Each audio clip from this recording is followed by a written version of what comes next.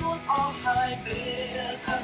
nhiều những đêm dài có lưng trong thân cây là muôn lòng mong gió lạnh ôm mình đã nhìn miệng là con cứ lũ không chân bóng yên tai ồn ôm gió lạnh ôm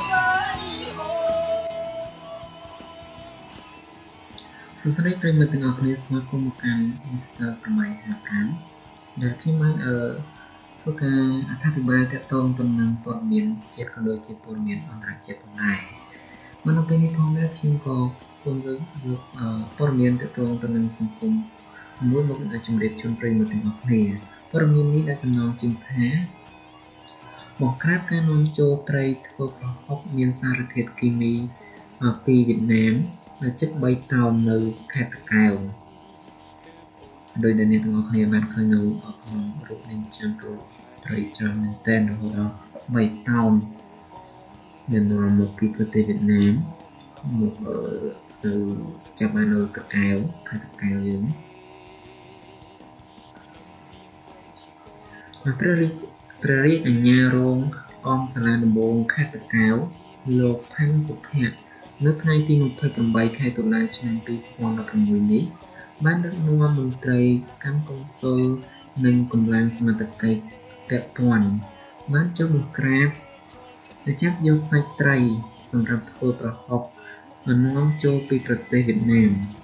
ដាក់សារធាតុគីមីចំនួន3តោនស្ថិតនៅចំណុចផ្ទះឈ្មួញក្នុងឃុំអង្កាញ់ស្រុកត្រាំងខេត្តតាកែវឡើងតោម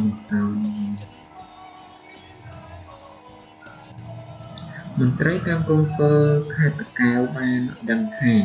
ប្រតិបត្តិការចុះឈ្មោះបង្ក្រាបរហូតចាប់យកសាច់ត្រីខូចគុណភាពទាំងនេះបានធ្វើឡើងបន្ទាប់ពីមានសេចក្តីរាយការណ៍មកថាប្រជាពលរដ្ឋនៅទីនោះនៅតែបន្តនាំចូលសាច់ត្រីខូចគុណភាពពីប្រទេសវៀតណាមនិងយកសាច់ត្រីខូចគុណភាពទាំងនោះទៅធ្វើជាប្រហុកសម្រាប់ចរាចរណ៍លើទីផ្សារជាច្រើនកន្លែង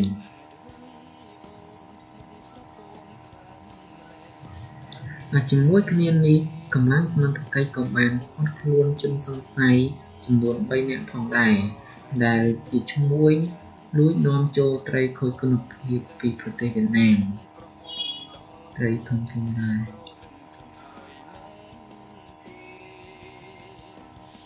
សម្រាប់ជនសង្ស័យនិងសាច់ត្រីសម្រាប់ទុកធ្វើប្រហុកទាំងនេះត្រូវបានយកទៅរក្សាទុកដើម្បីបំផ្លាញចោលនៅពេលខាងមុខនឹកធំបាធំដងពេលនេះ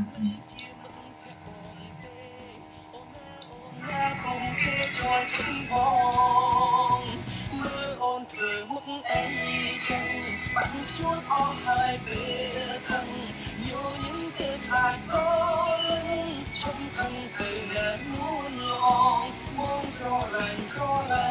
អូនប្រិមត្តទាំងអស់គ្នាសម្រាប់អត្ថបទនេះខ្ញុំសូមបញ្ចប់ត្រឹមប៉ុណ្ណឹងឥឡូវយើងងាកមកមើលអត្ថបទទី2វិញម្ដង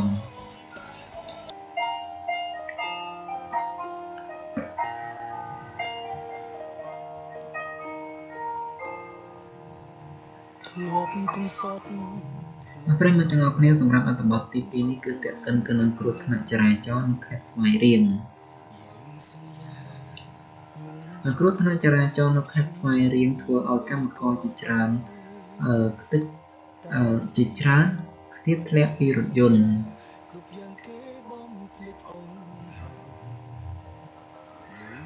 កូរ៉េមួយគ្រឿងកំពុងបើកដឹកកម្មករតាមផ្ទះ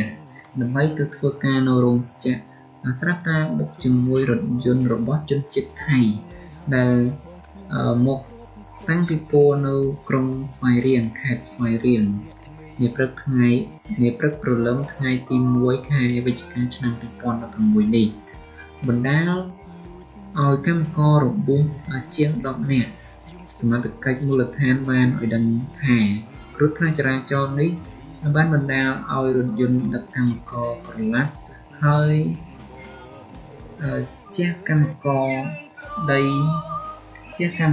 មកដី របួសធ្ងន់និងស្រាលជាង10នាក់ត្រូវបានបញ្ជូនទៅកាន់មន្ទីរពេទ្យភ្លាមៗផងដែរចំណែកជនជាតិថៃវិញមិនមានអ្នករងរបួសអ្វីនោះទេក្រោយពីកើតហេតុកម្លាំងសមត្ថកិច្ចបានចុះទៅជួយអន្តរាគមន៍និងយករថយន្តទាំងពីរទៅរក្សាទុកបណ្ដោះអាសន្នរងចាំធ្វើការដោះស្រាយបន្តទៀត